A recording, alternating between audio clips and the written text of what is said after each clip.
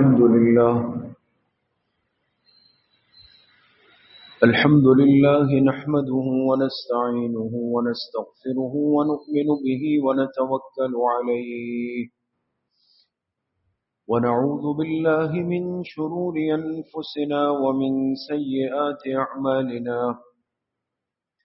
من يهده الله فلا مضل له ومن يضلل فلا هادي له ونشهد أن لا إله إلا الله وحده لا شريك له ونشهد أن سيدنا وسندنا ونبينا ومولانا محمدا عبده ورسوله صلى الله تعالى عليه وعلى آله وأصحابه أجمعين أما بعد فأعوذ بالله من الشيطان الرجيم بسم الله الرحمن الرحيم وفي أموالهم حق للسائل والمحروم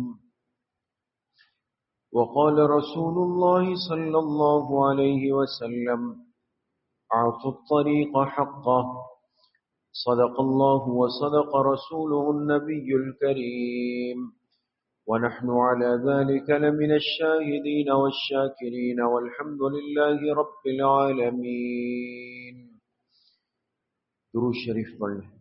اللهم صل على محمد وعلى آل محمد كما صليت على إبراهيم وعلى آل إبراهيم إنك حميد مجيد. اللهم بارك على محمد وعلى آل محمد كما باركت على إبراهيم وعلى آل إبراهيم إنك حميد مجيد. میرے محترم دوستوں، بھائیوں اور بزرگوں، اللہ رب العزت نے اپنے آخری پیغمبر محبوب کائنات جناب رسول اللہ صلی اللہ علیہ وسلم کی برکت سے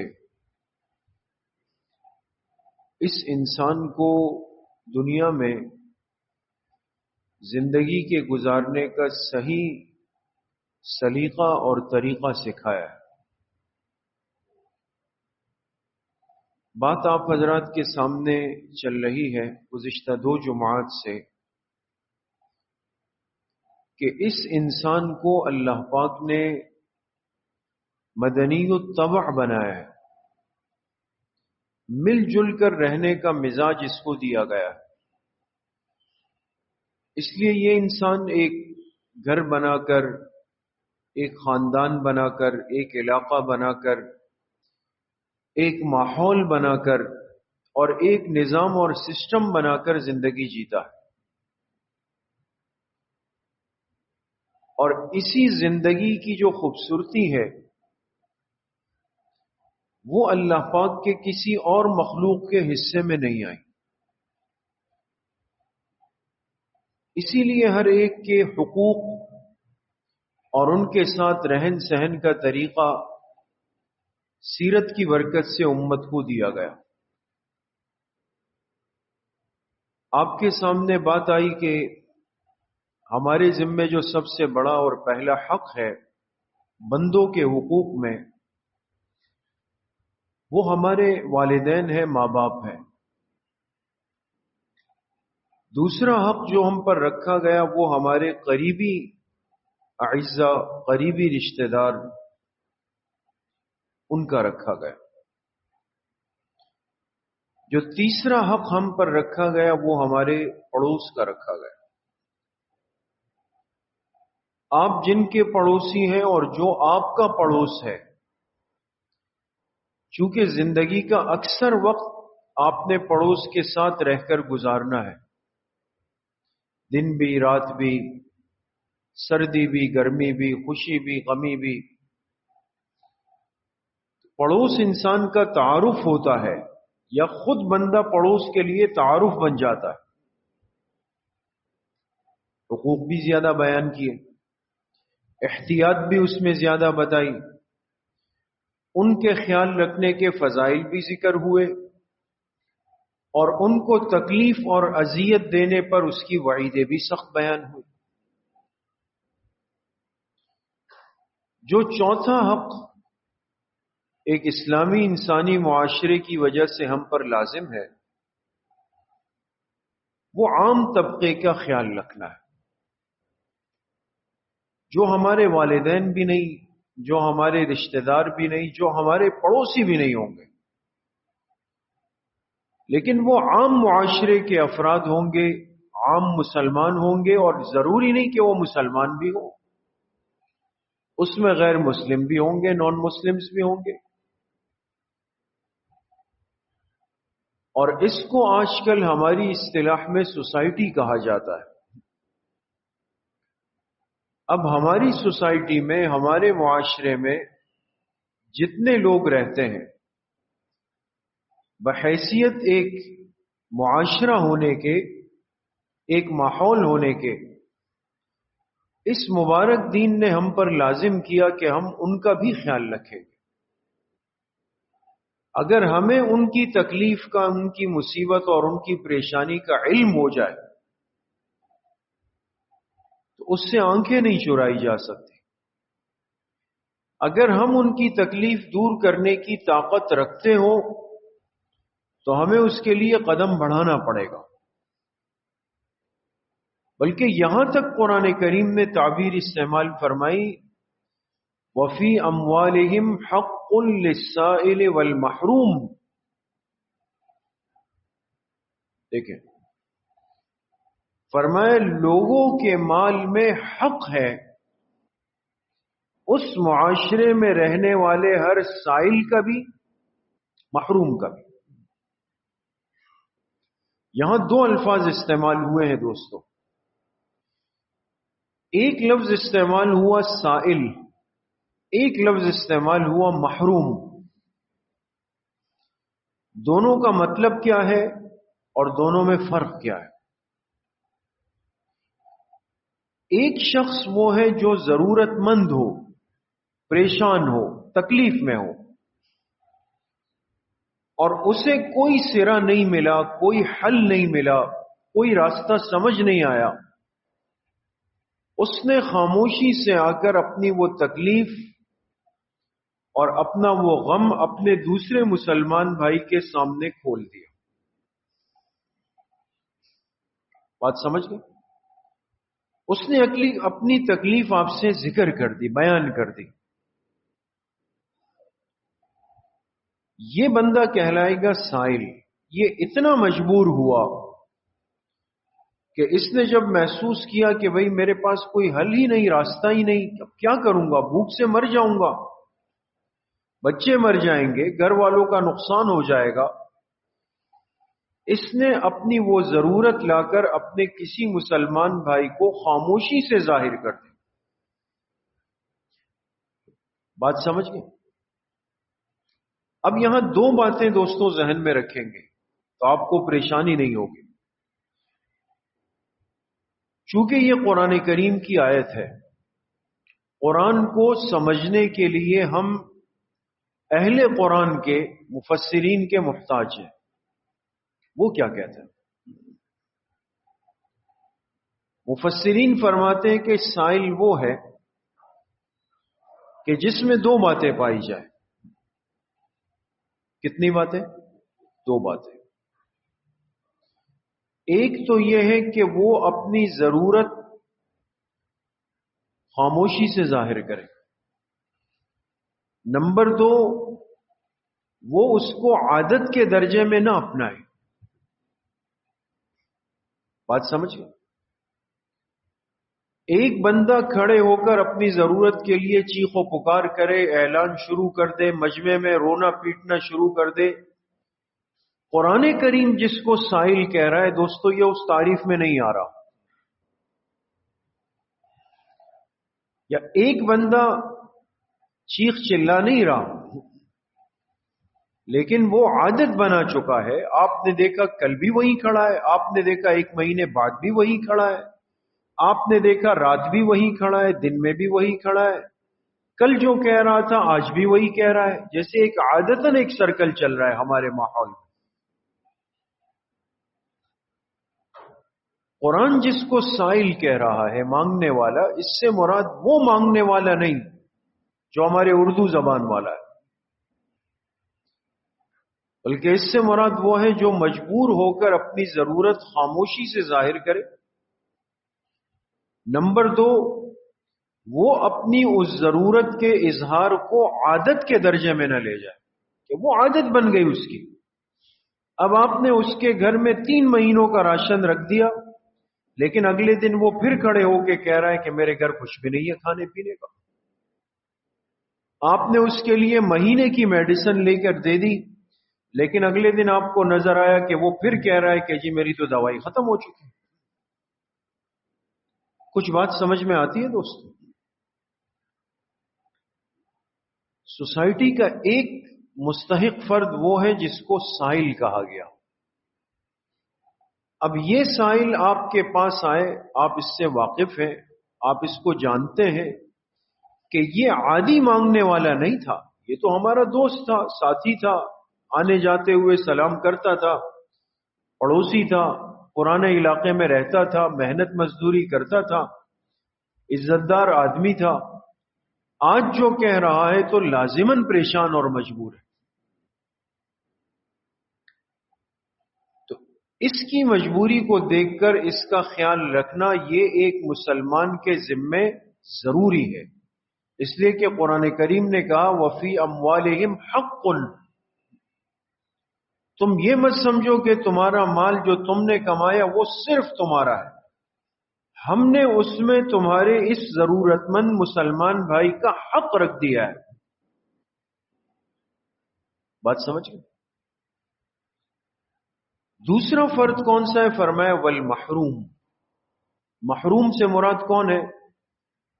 کہ جو ضرورت مند تو ہے، پریشان تو ہے، مجبور تو ہے، بےکس ہے، لیکن اتنا سفید پوش اور عزت دار ہے کہ کسی کے سامنے اپنی ضرورت نہیں کھول رہا،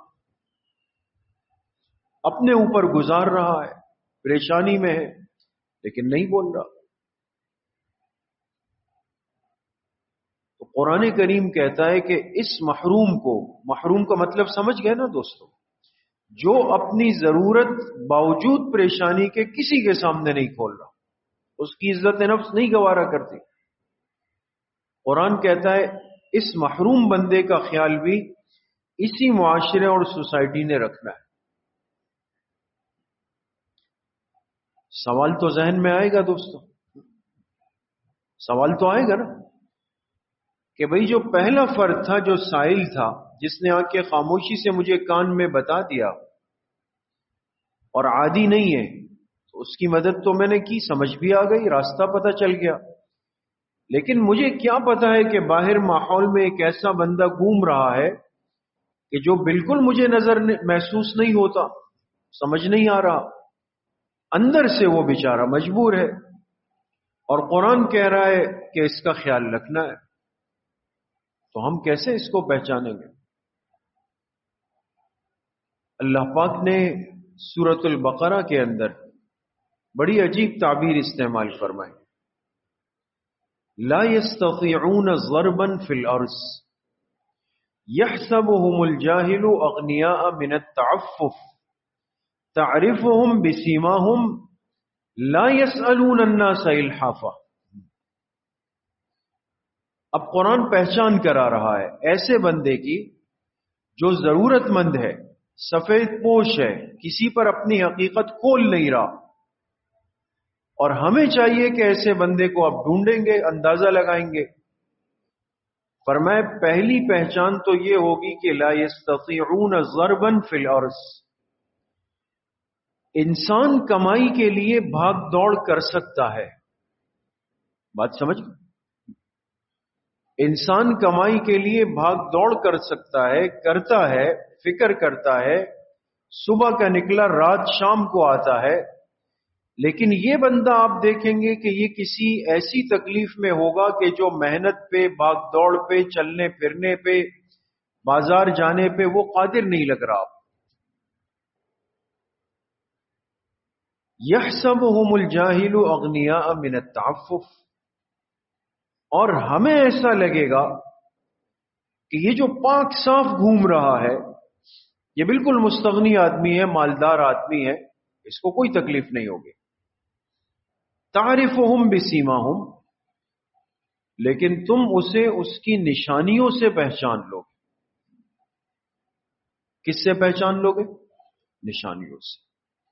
تم نشانیوں سے اندازہ لگا لو گے کہ یہ بندہ ضرورت مند تو ہے، مجبور تو ہے، لیکن اپنی ضرورت کھول نہیں رہا۔ لا يسألون الناس الحافا، اور یہ لوگوں سے چمٹ کر مانگ بھی نہیں رہا جیسے باقی مانگتے ہیں، ضرورت مند بھی ہے، اور ہمیں نشانیوں سے اندازہ ہوگا کہ یہ بندہ واقعی مستحق ہے۔ اور وہ نشانی کیا ہے کہ ہم نے اندازہ لگایا کہ یہ بندہ پچھلے مہینے تک اپنی دکان جاتا تھا، بیٹھتا تھا، سب کچھ کرتا تھا، 1 مہینے سے گھر میں ہے۔ کسی حادثے میں اس کے جسم کے کسی عضو کا نقصان ہو گیا، یہ چلنے پھرنے پہ قادر نہیں رہا۔ کوئی نوجوان اولاد بیٹا ہے نہیں جو دکان جا رہی ہو اس کی جگہ، لیکن ہے یہ تو موجود ہے، زندہ ہے۔ تو اب ذہن کہتا ہے کہ 1 مہینہ ہو گیا، یہ مارکیٹ نہیں جا رہا، یہ دکان نہیں کھول رہا، اس کا کوئی نوجوان بیٹا نہیں ہے، اس کی کمائی کے کوئی دوسرے اسباب نہیں ہیں، یہ لوگوں کے سامنے اپنی ضرورت کھول نہیں رہا، لیکن گھر چلا رہا ہے، زندگی چلا رہا ہے، معاملات کر رہا ہے، بجلی کا بل دے رہا ہے، کرایہ دے رہا ہے، اس کے بچے پڑھ رہے ہیں، اس کے گھر کھانا پک رہا ہے۔ یہ سب چیزیں کہاں سے ہو رہی ہیں؟ بات سمجھ میں آ رہی ہے دوستو؟ کچھ چیزوں میں انسان کو فکر کرنی پڑتی، تجسس نہیں، فکر۔ تجسس تو کا مزاج تو بہت زیادہ ہے کہ میں کہوں بھئی اس گھر میں کیا ہو رہا ہے، اس گھر میں کیا ہو رہا ہے، اس خاندان میں کیا ہو رہا ہے، اس فیملی میں کیا ہو رہا ہے، یہاں کیا خریدا گیا، یہاں کا رشتہ کہاں ڈالا گیا۔ یہ تجسس اور ٹوک یہ تو پھیل چکا ہے۔ احساس اور فکر جس کو کہا جاتا ہے کہ میرے ماحول اور معاشرے میں میں ایسا کوئی ضرورت مند ڈھونڈ لوں کہ جو واقعتاً پریشان بھی ہے، اپنی ضرورت کھولتا بھی نہیں ہے، مجھے چاہیے کہ میں کسی بھی طریقے سے خاموشی کے ساتھ جا کر اس کی ضروریات کو ایسا پورا کروں کہ اس کو برا بھی نہ لگے، اس کا کام بھی چلتا رہے۔ یہ اسلامی زندگی کی خوبصورتی ہے دوستو، کمال ہے۔ ہر ایک بندے کے، ہر ایک طبقے کی عزت نفس کا خیال کیا گیا ہے۔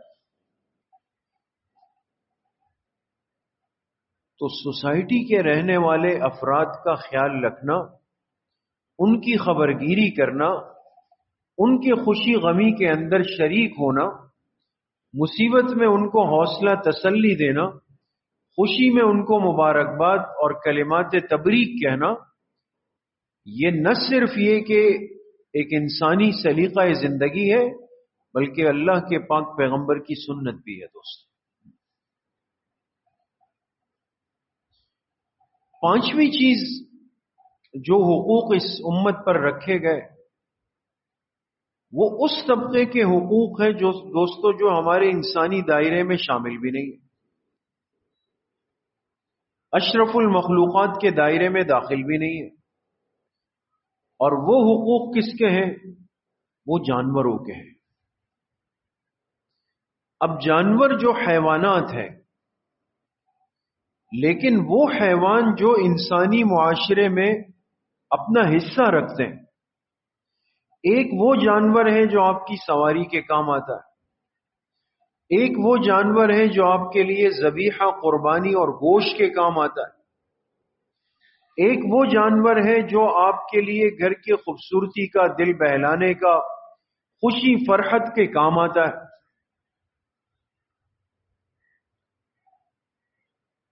ایسے جانور کا خیال رکھنا یہ بھی بحیثیت ایک مسلمان کے ہمارے ذمہ لازم ہے۔ اور آپ علیہ الصلوۃ والسلام نے اپنے عمل سے خود کر کے اس کو دکھایا ہے۔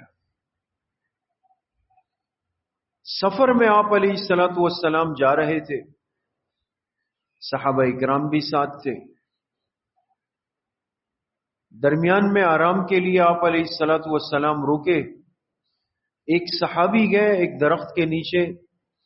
کیا دیکھا کہ اس درخت پہ ایک پرندے نے گھونسلہ بنایا ہے اور اس گھونسلے کے اندر اس انڈوں سے بچے نکلے ہوئے ہیں، جیسے اکثر ہوتا ہے.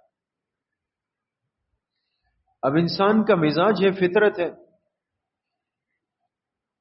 تو اس صحابی نے کیا کیا، اپنے جسم کی چادر اتاری اور وہ جو اس پرندے کے بچے تھے، چوزے تھے، وہ لے کر اپنی چادر میں رکھ کے چادر باندھ دی اور باقی ساتھیوں کے پاس آ کے رکھ دی. وہ پرندہ آیا، اس نے جب دیکھا کہ گھونسلے میں میرے بچے غائب ہیں.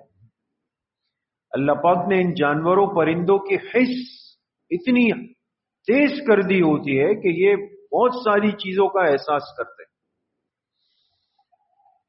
سمجھ گئی وہ، فوراً آ کے وہ جو چادر صحابی کی تھی اس کے اوپر آ کے ایسے بیٹھتی تھی پھر اڑتی تھی، بیٹھتی تھی پھر اڑتی تھی. آپ علیہ الصلوۃ والسلام تشریف لائے اور جب دیکھا تو فرمایا کس نے اس پرندے کو اس کے بچوں کی وجہ سے ستایا ہے، کس نے ستایا؟ تو صحابی نے فوراً چادر کھول دی. وہ پرندے کے بچے اس میں آواز نکال رہے ہیں. آپ نے فرمایا تم اس ماں کے درد کو نہیں سمجھ سکتے جو اس کے دل میں اللہ نے اس کے بچوں کے لیے رکھا ہے.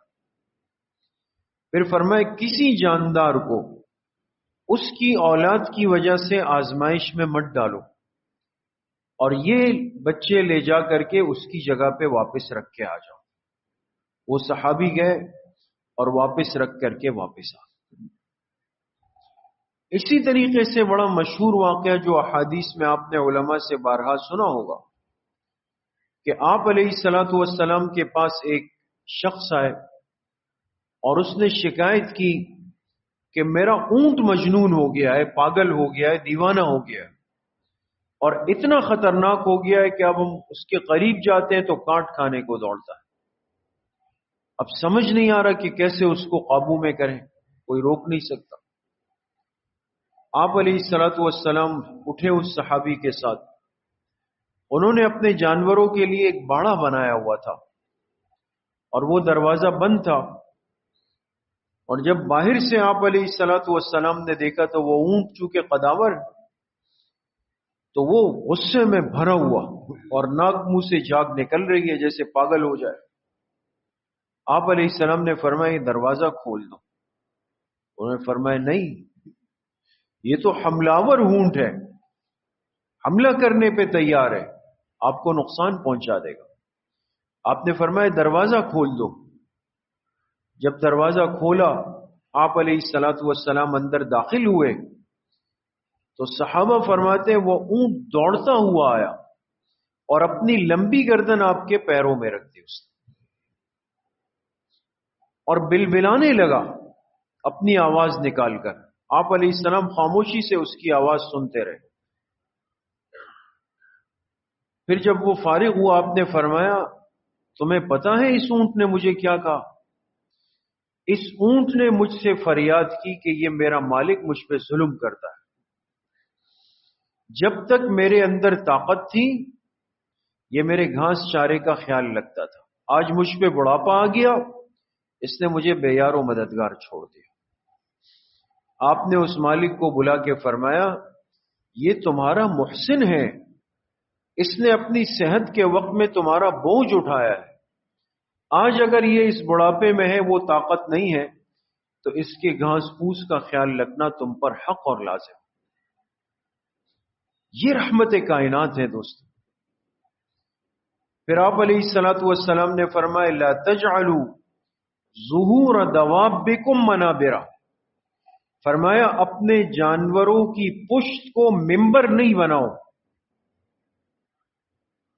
جانور کی پشت کو ممبر نہیں بناؤ. کیا مطلب؟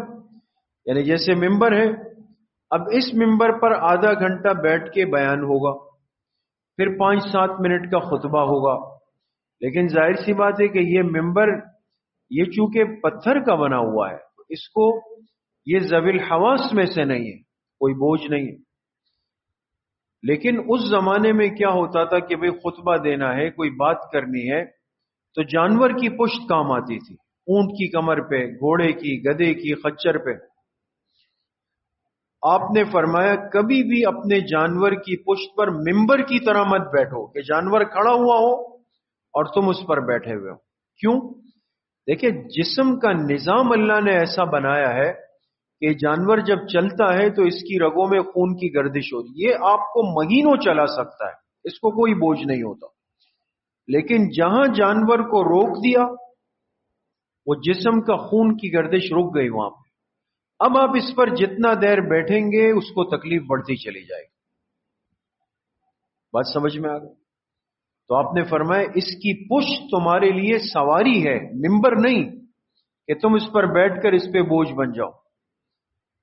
لیکن خود آپ علیہ الصلوۃ والسلام نے حجۃ الوداع کا خطبہ ارشاد فرمایا میدان عرفات میں، تو آپ جانتے ہیں اور ہر مسلمان کو جاننا چاہیے کہ وہ تاریخی خطبہ آپ کس چیز پہ سوار تھے اس وقت؟ آپ اپنی اونٹنی پر سوار تھے، قصوہ پہ سوار تھے، اور اس پر آپ نے وہ تاریخی خطبہ ارشاد فرمایا۔ تو جب آپ نے امت کو ترغیب دی نا کہ اپنی جانوروں کی پشت کو ممبر نہیں بناؤ، تو آپ سمجھ گئے کہ یہ لوگ شاید سمجھے کہ بھئی آپ نے تو خود اتنا لمبا خطبہ دیا، وہاں تو آپ اونٹنی کی کمر پہ سوار تھے۔ آپ نے وضاحت فرمائی، آپ نے فرمایا میری اونٹنی کو اللہ نے میرے لیے مأمور کر دیا تھا، اور میرے بیٹھنے کی وجہ سے اس کو کسی قسم کی تکلیف نہیں پہنچی۔ وہ اللہ کے حکم سے کھڑی ہو گئی تھی، وہ مأمور تھی، اس پر بوجھ محسوس نہیں ہوا وہاں پہ۔ لیکن عام ضابطہ آپ علیہ الصلوۃ والسلام نے کیا فرمایا کہ جانور کی پشت یہ تمہارا ممبر نہیں۔ اسی طریقے سے کئی روایات میں کہ آپ علیہ الصلوۃ والسلام سے ملاقات کے لیے وفد آتے، آپ ان سے پوچھتے تمہارے جانور؟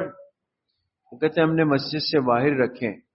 آپ صحابہ کو بھیجتے اور ان سے فرماتے کہ بھئی جا کر ان مہمانوں کے جانوروں کے چارے کا انتظام بھی کر دو، اس کا انتظام بھی کر دو۔ معلوم ہوا کہ یہ بھی سواری کا ایک حق ہے دوستو۔ یہاں علماء نے بڑی عجیب نقطے کی بات لکھی ہے، میں ابھی مطالعہ کر رہا تھا، واقعی علماء کیسی باتیں کر جاتے ہیں رہنمائی کی۔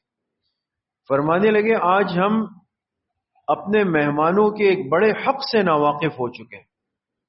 آج جب مہمان آتے ہیں نا، بڑی بڑی تقریبات ہم کرتے ہیں، گھر میں دعوت ہے، ہال میں، کہیں پر بھی ہو، تو ہمیں ایسا لگتا ہے کہ بھئی مہمان کا حق میرے دروازے سے اندر آنے کے بعد شروع ہو۔ اب نیچے اس نے گاڑی کہاں کھڑی کرنی، اس کو پارکنگ ملی نہیں ملی، کسی سے لڑ تو نہیں پڑا، کسی نے اس کو بگایا تو نہیں وہاں سے۔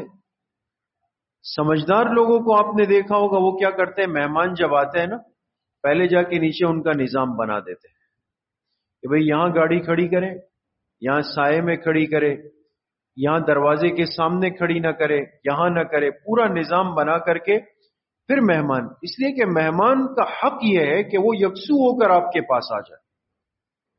سنت نبوی سے یہ طریقہ اور مسئلہ سمجھ میں آتا ہے کہ آپ نے آنے والے مہمانوں کی جانوروں کے گھاس چارے کا بھی آپ نے خیال فرمایا۔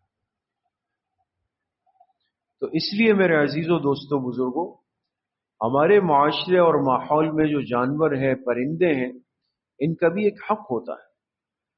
آج بہت سارے لوگوں کو شوق ہے اور یہ مزاج وقت کے ساتھ بڑھ رہا ہے۔ کس چیز کا مزاج؟ جانوروں کے پالنے کا مزاج، پرندوں کے پالنے کا مزاج۔ اور اب تو بات کچھ آگے جا رہی ہے دوستو، اب تو بات بہت آگے جا رہی ہے۔ ایک وقت تھا لوگ دل بہلانے کے لیے، گھر کی خوبصورتی کے لیے پرندے رکھتے تھے، چڑیا ہے، کبوتر ہے، طوطے ہیں، یہ تھا نا۔ اب آپ نے غور نہیں کیا دوستو، کچھ عرصے سے لوگ شیروں کے بچے پال رہے ہیں، چیتے پال رہے ہیں، نہیں سنا آپ لوگوں نے؟ آپ کے ملک میں ان جانوروں کی فارمنگ شروع ہے۔ لوگوں نے اپنے چھوٹے چھوٹے گھروں کے اندر یہ جنگلی درندوں کو باقاعدہ پالنے کا سلسلہ شروع کر دیا۔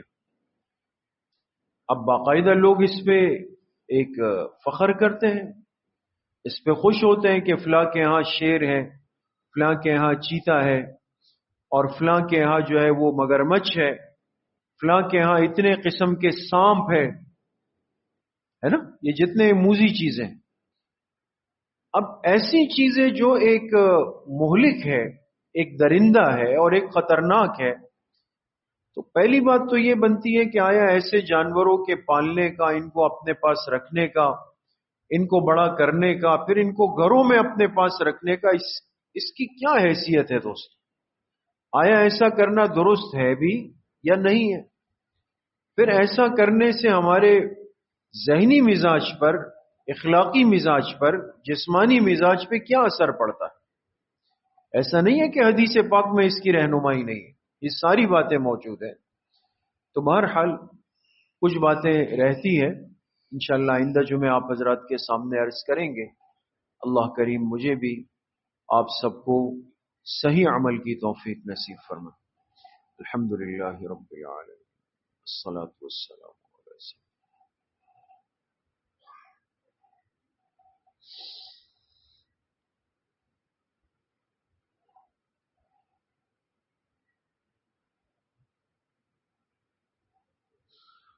وصلی اللہ وسلم علی نبینا محمد وآلہ واصحابہ اجمعین برحمتہ۔